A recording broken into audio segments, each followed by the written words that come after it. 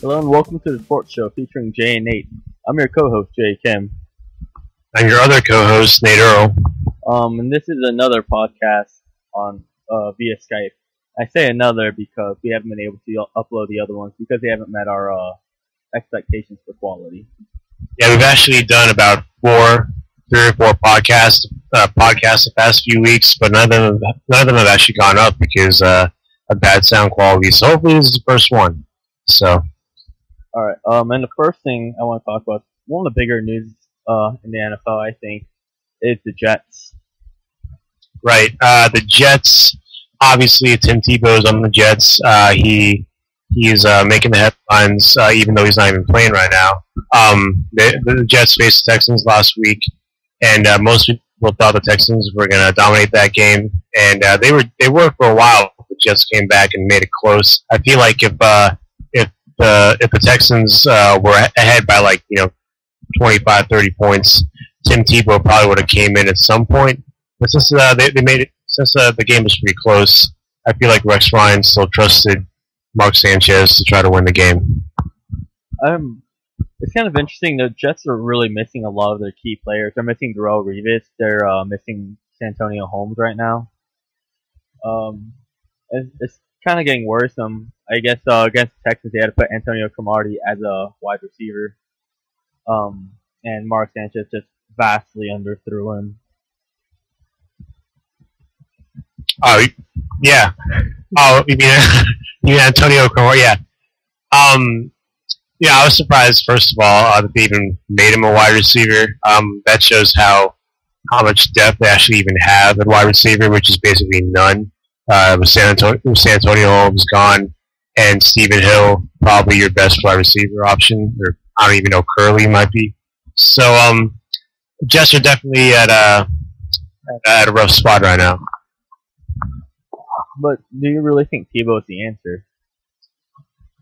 I think Tebow is probably going to have to be the answer. I mean, Sanchez, it's not all his fault. His receivers are dropping, balls, and his defense, it's still good, but not as good, without Revis. But, I don't think Sanchez is not the answer for this team right now. I feel like Tebow will give the team a different spark and really help them win. Do you think Tebow's the answer? It's really hard to tell. Tebow's the kind of player that I don't think you put in every other play and expect him to do as well as if you just put him in the entire game. Because the big thing about Tebow is what he brings to the field, not in terms of skill, but in terms of his intangibles, his leadership. And you don't really feel leadership when you play 3-4 plays per game. Right. They're definitely misusing Tim Tebow right now. We got to give him actual drives. At least give him a drive or or two, not just a play or two, because you can't get anything going with that. You don't get any pace or anything with that. So they got to actually give him drives. See how that goes. What do you think? Do you think Tebow is going to come in next week or anytime soon? He's going to keep coming in week by week, but what you were talking about with the drive. Well, I meant as in for a significant amount of time, as in at least a half or maybe the whole game. I don't think it's going to be next week. Rex Ryan seems pretty dedicated to Mark Sanchez. I guess there might be some sentimentality there since they came in at the same time. But I think Rex Ryan's going to have to choose between Mark Sanchez and Tim Tebow pretty quickly. Not only does it ruin what Tebow's good at in football, but it's also really confusing for the offense hearing two different voices during the play. I don't think he's going to come in next week, but I think Rex Ryan's going to choose pretty soon if he's coming to Mark Sanchez or if he's going to switch to Tim Tebow. But do you personally think Tebow's going to be in sometime this season, or do you think it's going to be Sanchez in a quarterback or starting a quarterback all season? What do you? I honestly think Tebow's going to come in sometime in the season. And if Sanchez keeps playing the way he's playing, probably sometime soon. Oh, you got to remember last year when Tebow came in, the Broncos did not have a really good team. Our defense was suspect despite having very great players on it, in my opinion. But on the offense, we were lacking a lot of good wide receivers. The most veteran wide receiver we had last year was Eddie Royal, who was a third-year veteran. who's gone now. Yeah. No, I agree. And it's definitely a very similar situation from last year. It's around the same time Tebow came in last year, so it's going to be close. But next week is against the Colts, and I don't see Sanchez doing as bad next week as he did this week. So I feel like his job is safe for at least another week if he doesn't play bad. But it's going to cut it close. So and it's definitely a week by week kind of thing.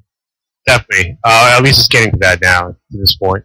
We're going to move on to our next subject real quick, and we're just going to talk about who we think are the top 3 teams in the NFL right now. Jay, why don't you start us off? Well, the number 3 team, I think, is the San Francisco 49ers. Okay, want me to say mine now? Or what's your number 3? My number 3, real quick, is the Baltimore Ravens. And, yeah, do you want to keep counting down? No, let's talk about why we chose ours. All right, go ahead. Alright, so I chose the 49ers. Until a couple of weeks ago, they looked like the best team. They had a really good offense with Alex Smith finally being able to throw 2 good wide receivers. With Michael Crabtree, who he's had, and Randy Moss that they acquired. Frank Gore, I think he's on the 49ers. He's been running really well. Vernon Davis is one of the best tight ends in my opinion, and they have one of the best defenses, I think. But they had that loss that they, I think, should have won. It wasn't against a very good team. But in the past 3 games, they've only allowed 3 points against them. I think it was like 73-3 the last 2-3 games. Right. So that's got to stand for something. They killed the Jets. They won again last week, so it's got to mean something. Right. I'm gonna go with the Baltimore Ravens. They've had some pretty iffy wins. Against the Patriots, where maybe that one should have been the field goal at the very end that made them win by 1 point. A lot of people think that might have been actually off to the right a little bit. So that was an iffy win, but they still got it done. They trumped the Bengals, but that was the score didn't indicate how close that game really was at times. And they obviously barely beat the Chiefs last week. They didn't convincingly beat the Cleveland Browns the other week, and they lost to the Eagles. But all that being said, they've still been getting it done against a quality competition. They barely lost the Eagles, even though some of their wins have been really close, except for the Cincinnati game. They're still getting it done. Joe Flacco is a lot better this year than last year, in my opinion. He's not, an elite quarterback, by any means, but he's a lot better. And the Ravens' defense isn't as good as it was, but with Terrell Suggs coming back, reportedly this week or next week, it's going to help them a lot. And overall, I think they're a better unit than they were last year. So for now, I got them as the 3rd best team. You pointed out Joe Flacco's not an elite quarterback, but he does have something that all elite quarterbacks have, I think, and that's confidence. Everyone remembers the story last year of Joe Flacco saying that he thinks he's the number 1 quarterback in the league. And, I don't honestly think he believes that. I mean, you look at Drew Brees, Tom Brady, and Aaron Rodgers, and they way outperform Joe Flacco by a ton. But just for him to be able to say that, be confident enough to say that, does take something. I guess, yeah, he definitely does, and he's been to a couple of AFC Championship games, so he's close, but he's just not there yet. Let me move on to my number 2 because it's 49ers, which is your number 3. I have no idea how they lost to the Vikings. Maybe the Vikings are just legit, and we just don't know that yet. But other than the loss to the Vikings, they have looked like almost the best team in the NFL so far. They beat Green Bay at Green Bay 30-22. That was a really good win. They really neutralized Aaron Rodgers. They beat the Lions pretty convincingly, in my opinion, even though the score was a little bit closer at the very end. And they lost to Minnesota somehow. Destroyed New York a couple of weeks ago. Just annihilating them, and then obviously just trumping Buffalo 45-3. And the Bills have allowed like over 1,000 yards of offense the past 2 weeks, so that's not saying much. But they've just looked really good. Their defense, in my opinion, is one of the top 2 defenses in the league, if not the best one. One of the best ones we've seen in a long time. And that offense, even though it's kind of inconsistent at times, Alex Smith is getting a lot better. So I got them as number 2. Who you guys as number 2? I have a tie between the Falcons and the Patriots, actually. All right. So what do you like about them? All right. Well, I think the Falcons, they've been playing really well this year. You know, Matt Ryan, he has 2 great wide receivers in Roddy White and Julio Jones, and a very solid tight end in Tony Gonzalez, despite his age. Last week, Julio Jones caught 10 passes, which is how much he's been catching 3 weeks prior. And I just think that Arizona's a really clutch team. They had that close game against Carolina, but they pulled through when they needed to. The defense pulls through when they need to, and the offense pulls through when they need to. I don't think that they're number 1 yet, but I do think that they're pretty convincing. They can make a pretty convincing argument. As for the Patriots this year are running a completely different offense than they've ever run before under Tom Brady. They're just rushing a lot more. They're doing no huddles, and it's kind of weird watching it a little bit. But last week when Stephen Rudley rushed for more yards than anyone else on the Broncos, that really tells you that they're working hard on making sure that this works, and that they don't always have to do a gun show every week. You know? Right. It's definitely a different looking Patriots offense, for sure, especially with that run game. My number 1 is the Houston Texans, and right by the 49ers, they've looked pretty much like the best team in the NFL. I put them ahead of the 49ers because obviously they're still undefeated, and most of the games they've won, they look very convincing doing.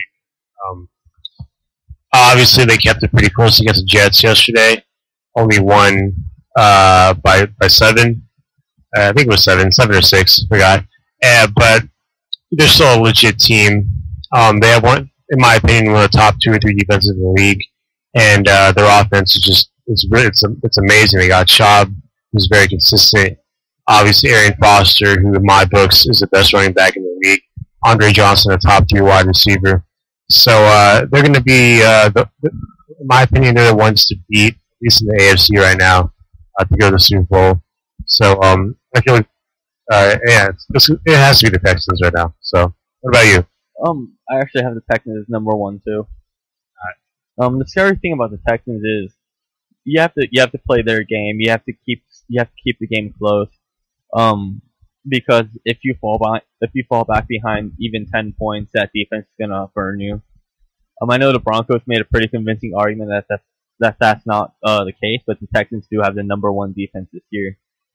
And the other scary thing about the Texans is their offense. Like you said, Matt Schaub is one of the most solid quarterbacks. Most solid, the most average.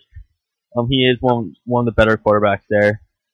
And if you have a good secondary, he's just gonna burn you with Arian Foster, who can rush really well. And if you stop the running game, then he's just gonna throw it to Andre Johnson, one of the best wide receivers. The Texans are one of the teams that have a great offense and a great defense, with the 49ers being the other. But like you said, Texans are still 5-0, so.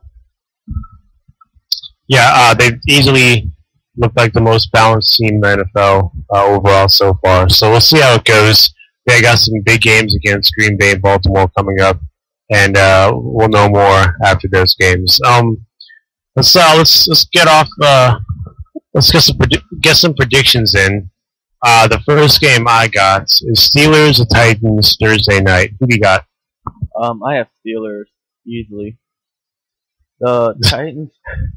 The Titans haven't been looking very good. Chris Johnson has less than 5 yards per carry, if I'm not mistaken. I don't know the exact number. Do you? I think it's actually more like 3 point something yards. Yeah. The Titans are they're not looking very good. They don't even know who's their quarterback right now, switching between Jake Locker and Matt Hasselbeck. The Steelers. I mean, okay.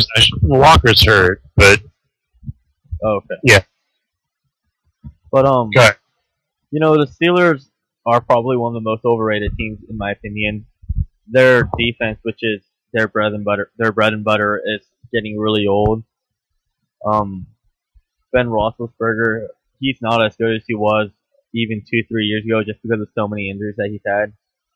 And they've kind of lost their step, losing to Oakland Raiders and the Broncos. But I think the Steelers are going to come back in this in a big way. It's a primetime game. It's not at home, but Big Ben's always clutch despite injuries. And the Tennessee Titans honestly are not that good of a team. I have Steelers winning 28-14. Yeah, I got Steelers winning. Let's go 30-17. So I'd say Roethlisberger looks about as good as ever, in my opinion. The defense, though, I think is getting a little bit old. I agree with that. So it's kind of like, he's trying to compensate for them, but it's just not enough. I mean, they lost to the Raiders in a shootout. So, the Steelers will bounce back after kind of starting out slow. The Titans with Matt Hasselbeck have just not been nearly as good recently. And Jake Locker being gone is going to really affect them. So I feel like the Titans are kind of like in a downward slope for the rest of the season. Chris Johnson's not rushing well. Walker's been injured. Hasselbeck's going to have to be put in. So it's just not looking good right now. The Steelers are probably just going to take advantage of that. So like I said, Steelers 30-17. What do you guys your next game? My next game is Oakland at Atlanta. And this is a game that I think is also pretty easy to predict. Atlanta, as I say every week that they have a home game, is great at home. Matt Ryan's only lost 4 or 5 times at home. Oakland's not looking very good this year. They beat the Steelers, but they also got pulverized by the Broncos. Darren McFadden isn't looking as good this year, in my opinion. I think Matt Ryan is just going to come to this game and just kill the Raiders. Matt Ryan and Michael Turner.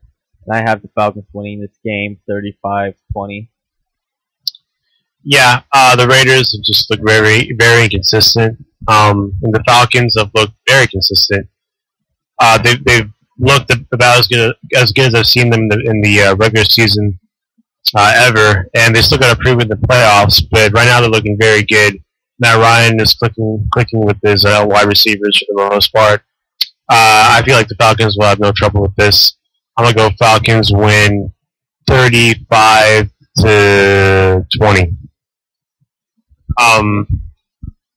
Is that what you said? 35-20. Next game we got is the Bengals at Browns. Who do you got, Jay? I actually have Browns for this game. Surprise. Okay.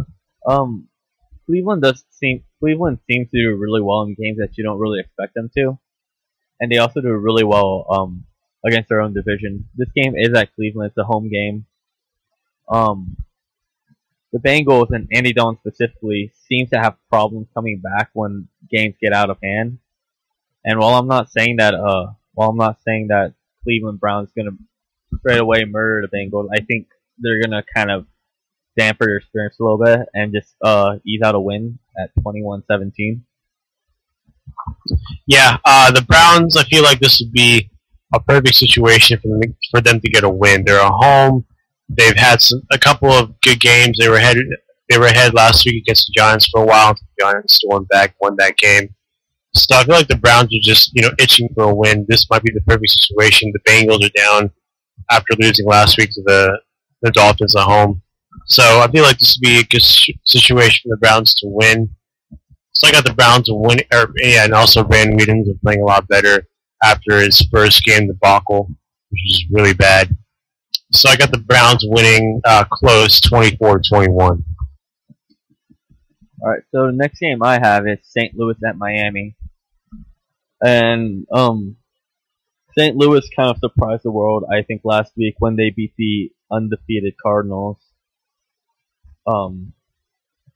But the Cardinals are not as solid of a team as Miami. And I know that sounds kind of weird, but Miami's defense, especially their rush defense, has been doing really well. And they have a pretty decent secondary too. I wouldn't call it a top 5 secondary. Their secondary can do pretty good work. So I don't think St. Louis will be able to run very well against Miami, and I don't think they're going to be able to throw well against Miami. But on the flip side, I don't think Miami, especially Ryan Tannehill, is going to do super well either. I predict a low-scoring game, 12-7. 12-7, is that what you said? Yeah. Okay. 12-7 Miami.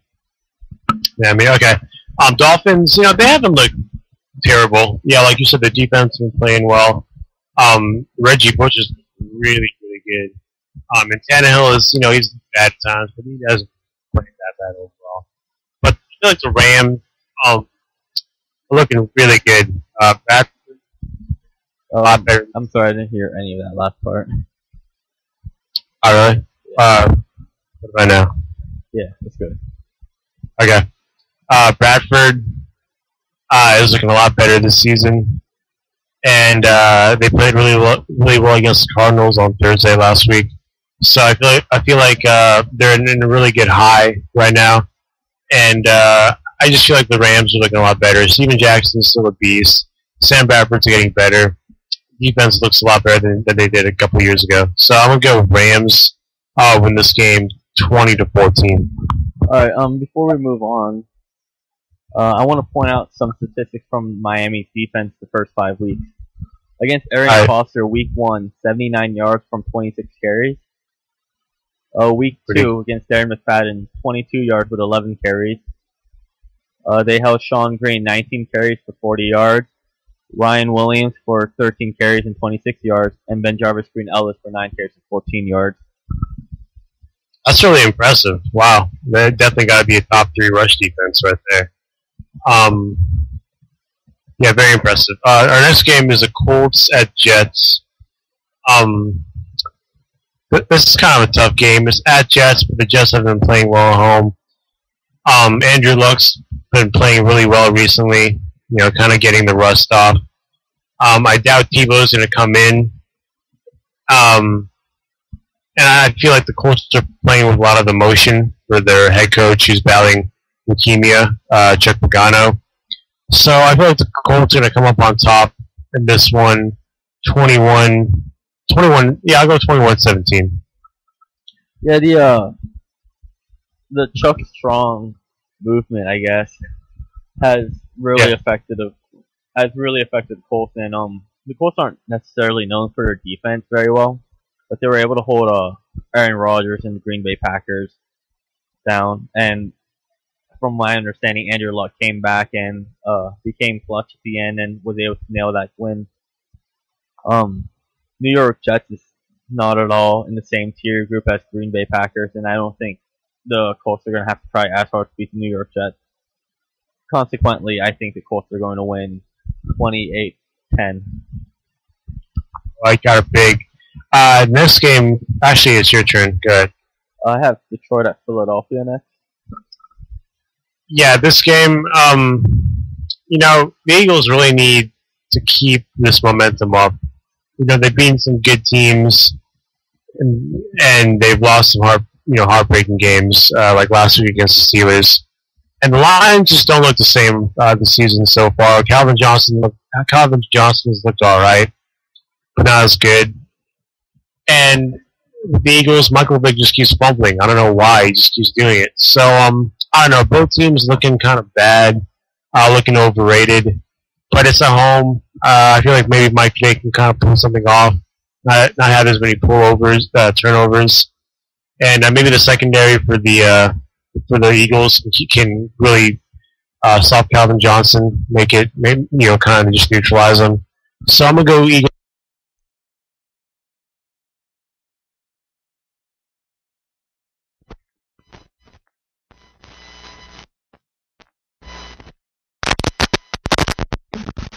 Can you repeat that last few parts? I accidentally unplugged you.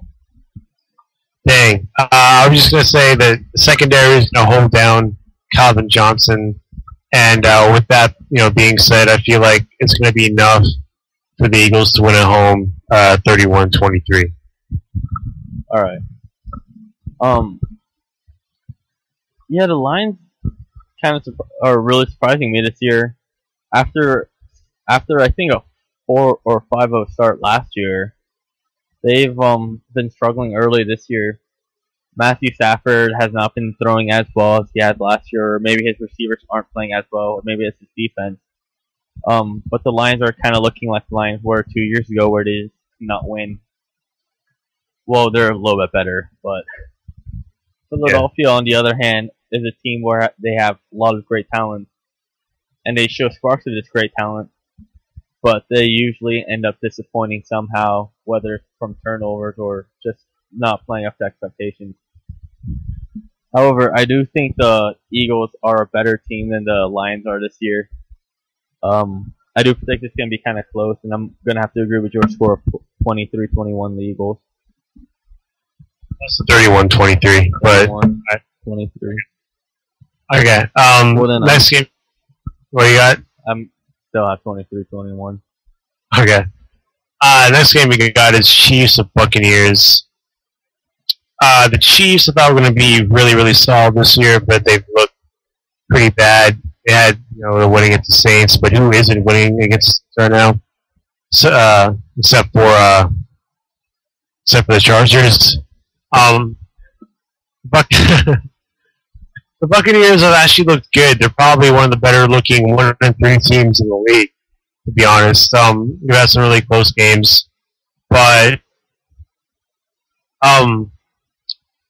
I don't know, just something's missing right now. They just got to get more flow on offense. They got to get more consistent. And the Buccaneers actually have the #1 ranked rush defense. I think Dolphins are #2. But the Buccaneers have the #1 rush defense and like one of the worst pass defenses in the league. And I think they're going to be able to stop Jamal Charles.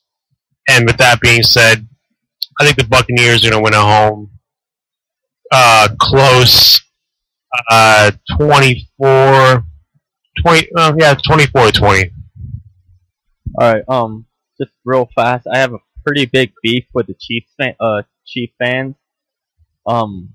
Just cheering when your quarterback is down is really low. I mean, cheering when the other team's quarterback down is hurt too. It's pretty bad, but when it's your own team's quarterback, that really says something. And I remember hearing that the Chiefs fan base is one of the best fan bases, but I'm highly starting to doubt that right now. Well, I heard that it was like, just select amount of people, and people could just hear it on the TV because, the whole stadium is quiet. You just hear the people that are cheering. So I heard that it was one of two things. They were cheering for Brady Quinn, who was coming on the field at the exact same time that, Matt Castle was being taken out or whatever. And, or they were just, they were cheering that he was actually like getting up or something. But I also heard that people were actually yelling things, saying that they want him off the field. So I don't know. It just depends how you view it. I really hope you're right that there was only a few people cheering, and they were cheering because he was getting up or because Brady Quinn was coming in. But yeah, that's just a quick aside. Kansas City actually did pretty well against Baltimore Ravens, but Kansas City also seems to do really well against really good teams. Last year they were the only team to beat the Green Bay Packers in a low-scoring game. Granted, they had Kyle Orton instead of Matt Castle, but the Kansas City seems to know when to step it up. However, they only seem to step it up in games that no one expects them to win. And in my opinion, I think some people might take Kansas City over Tampa Bay. I wouldn't be one of them, and I know because you just said so that you're not one of them either. I think Tampa Bay is going to step up this game. I don't think Kansas City is going to play very well. I don't think they're going to take this game seriously, or they're just not going to step it up. And I see Tampa Bay winning 27-21. Alright, good pick. Do you know who's starting for Kansas City, by the way? I mean, it's probably gonna have to be Brady Quinn, as far as I know. They have nothing. They have no one else. So okay. Next game we got Cowboys and Ravens. This is gonna be a close game. I obviously said that the Ravens were the best team, the third best team in the league right now, but the Cowboys seem to win all the games that people think they're not gonna win. And even though the Ravens have been undefeated at home for almost 2 years, I'm gonna go with the upset pick here and pick the Cowboys to win this game. The Cowboys defense is actually number one in the league right now in yards allowed per game somehow, and the Cowboys. It's just been the Cowboys offense that has been laying them down. To be honest, Romo needs to get his act together. He can be one of the better quarterbacks in the league if he does. So yeah, I'm gonna go with the upset pick in this one. I'm gonna put the Cowboys to win this game. 27-24 Cowboys. All right. I know it's pretty easy to say that the Ravens are not going to win this game after seeing last week battle against Kansas City. But Ravens, since Joe Flacco, or at least recently, maybe not since the beginning of Joe Flacco, but halfway through his career so far, they haven't done well against good teams, or they haven't done well against bad teams. It seems like they just don't take these games seriously, or they just can't step it up for whatever reason against bad teams. But the Cowboys are by no means a bad team, and I think the Ravens are going to be taking this game really seriously. They need to come back from last week. Even though last week was a win, it was kind of a disappointing win at 9-6, I believe was the score. Yeah. Joe Flacco not throwing a touchdown against Kansas City defense is kind of embarrassing. Even though Kansas City has really good cornerbacks, that's still kind of something that he should have done, I think, and he probably thinks as well. I see Ravens winning this game 28-21. Alright. That's good. So your turn or my turn? I think it is my turn. Alright, good. Alright, so the next game I have is New England at Baltimore. Or not Baltimore, Seattle. This is going to be another close game. Seattle is amazing at home. Apparently the loudest outdoor venue for any NFL team.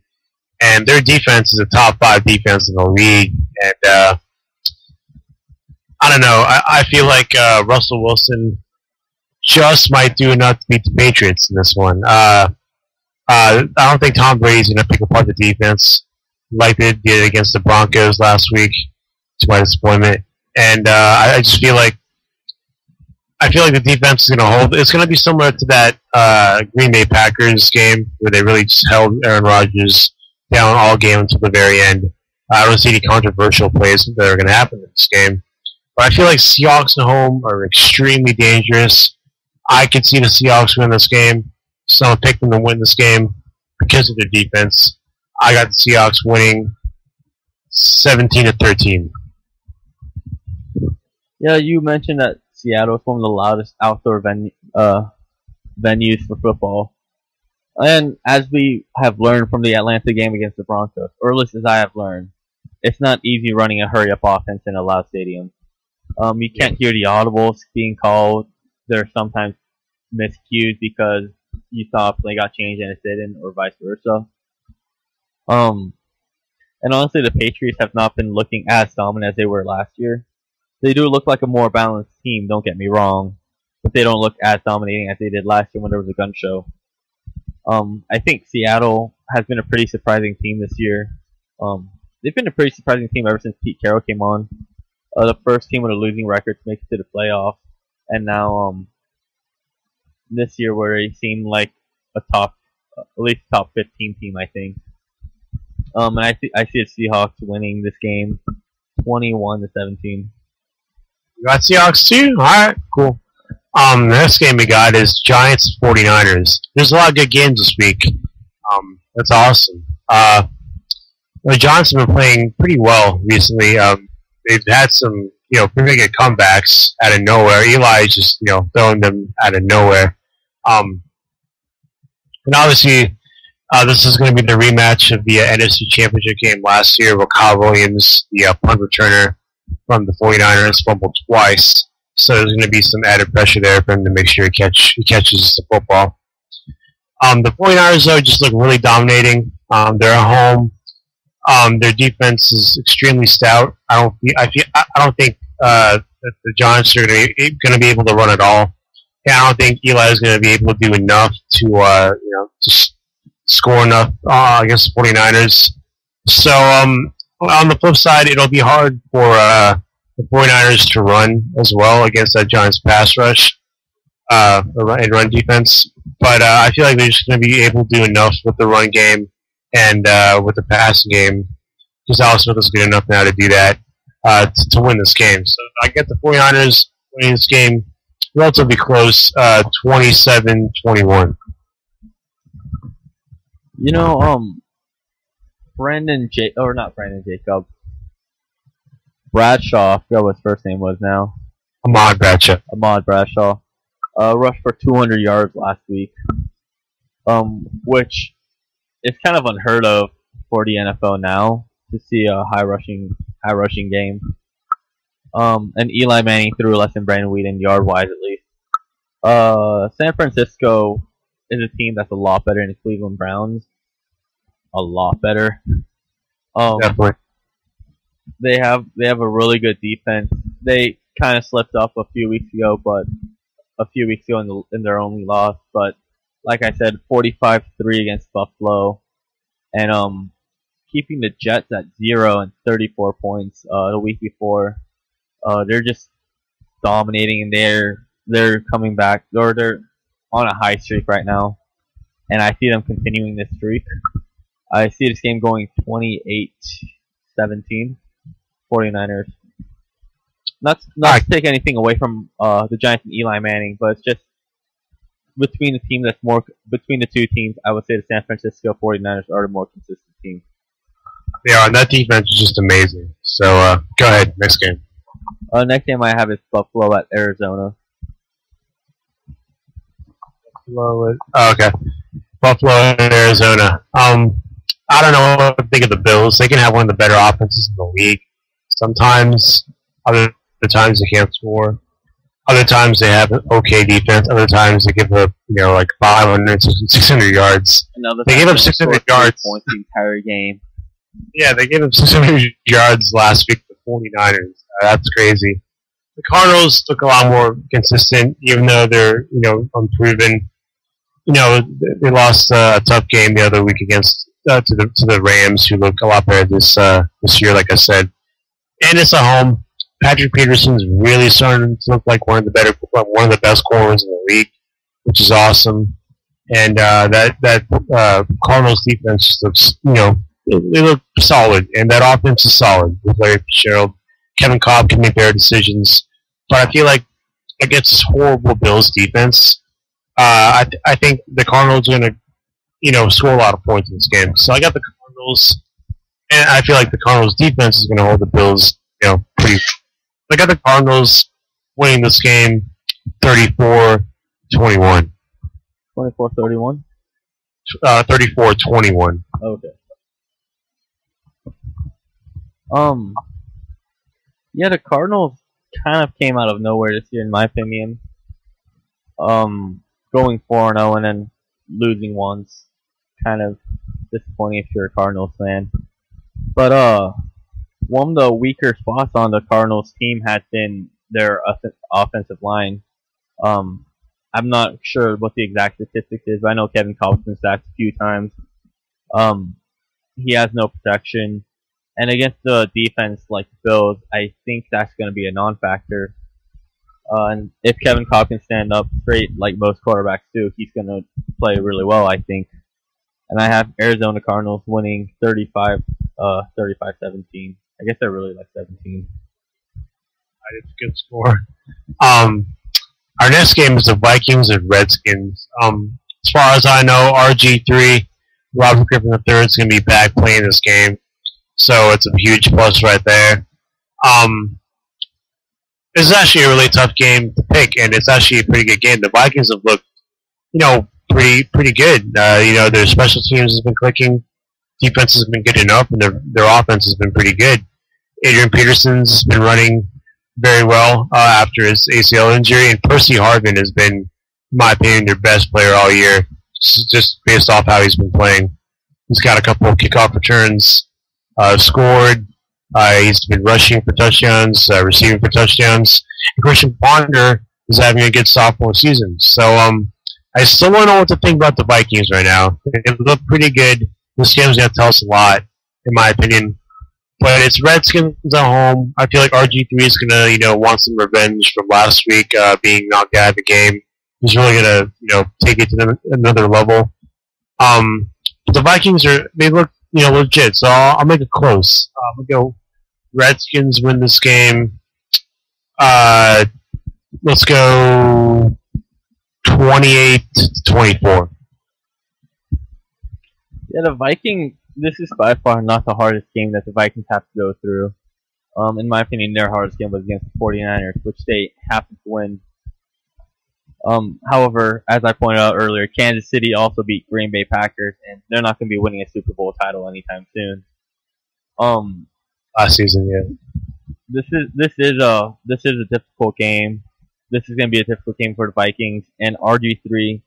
He's kind of a hothead. He's a rookie, and he got taken out last week.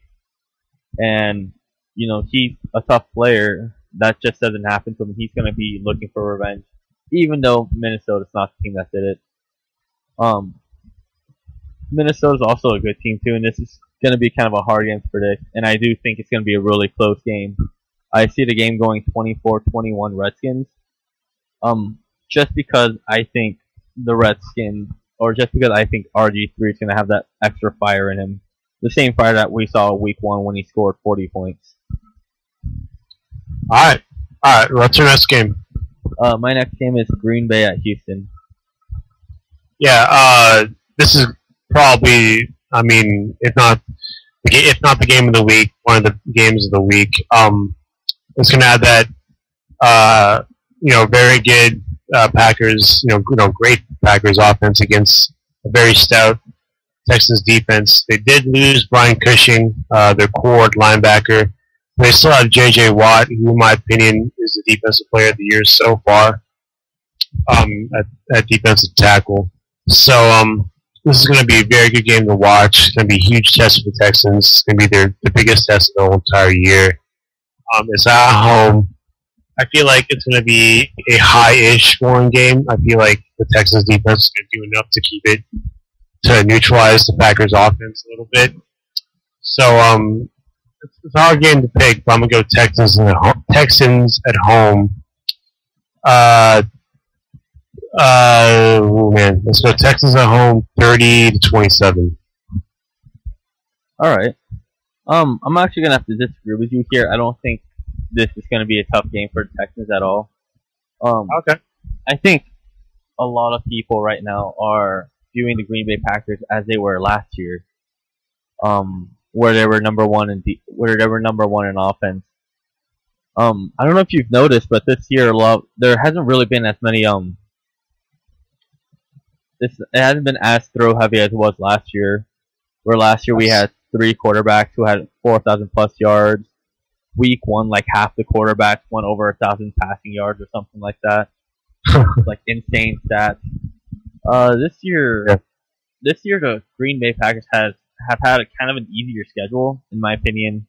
They had to go against San Francisco week 1, and I think that's their hardest game that they've had. They've gone against Chicago, which the Cutler-Marshall chemistry has just now began. And they won that game. They lost against Seattle in a game that they arguably should have won.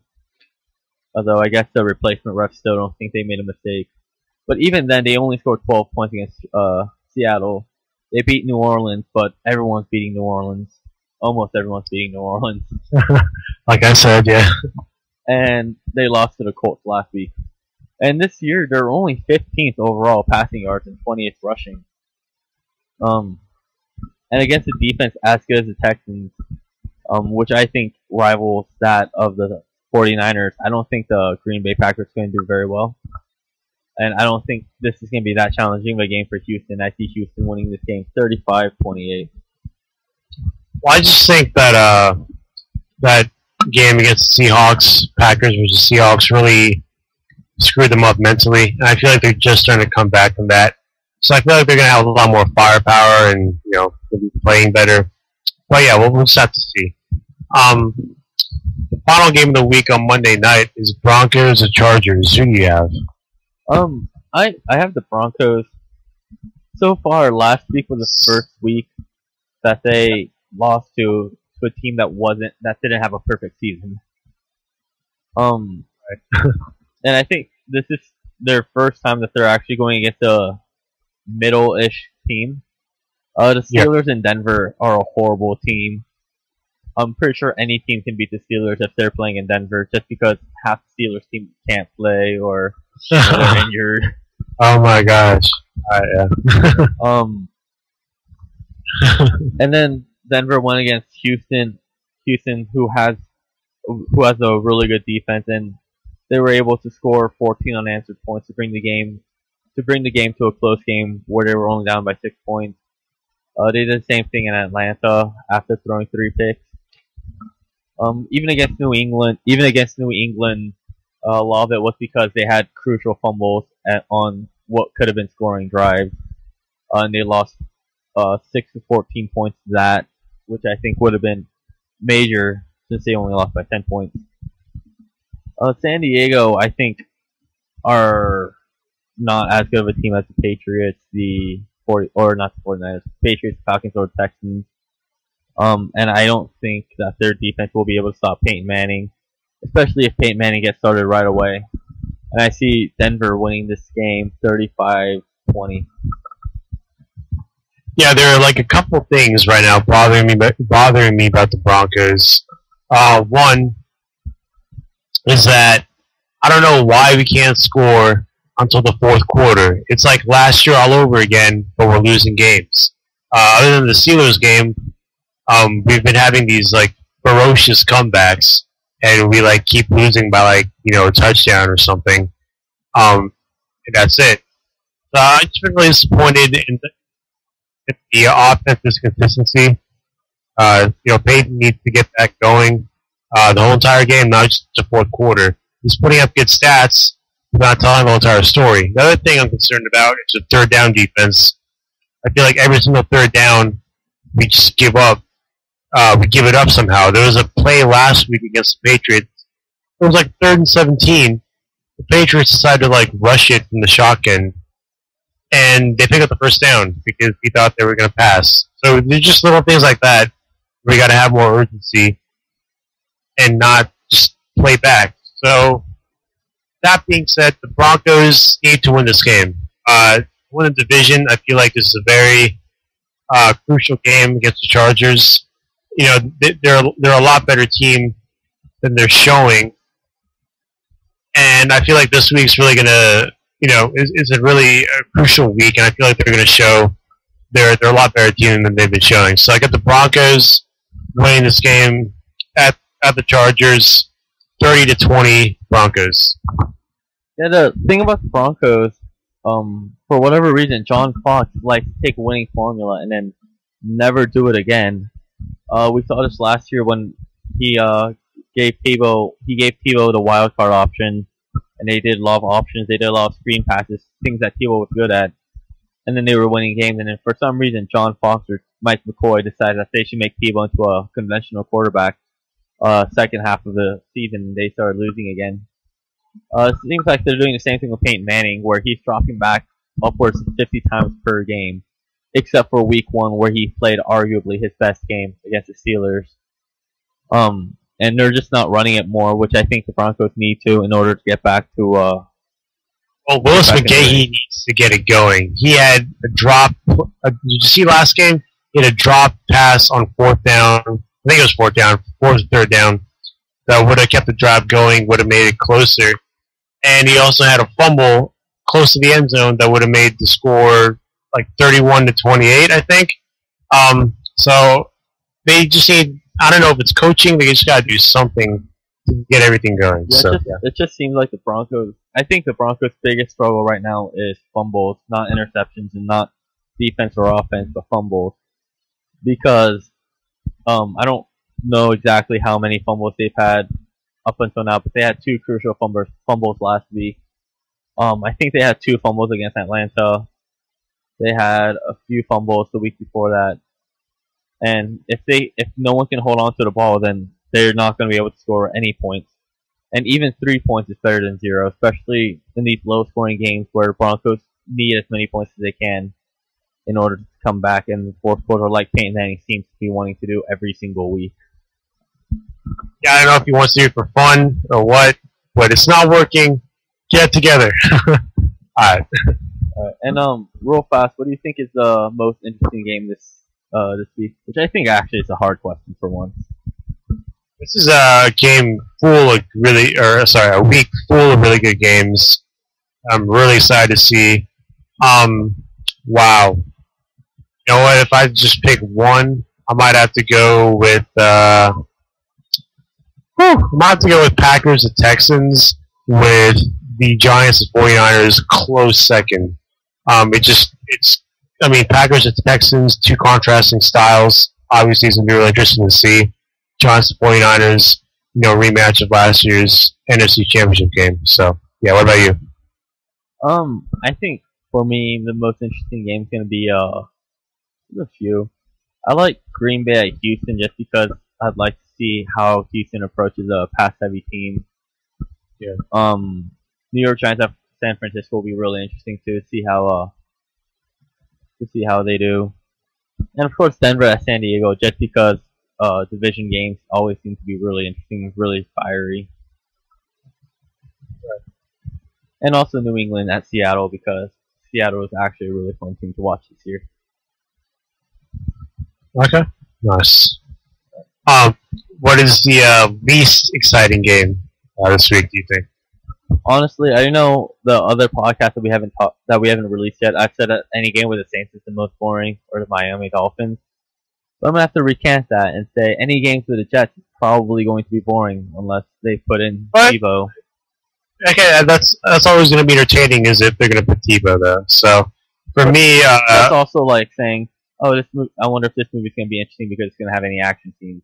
It might be interesting, and it's only interesting because you're expecting it.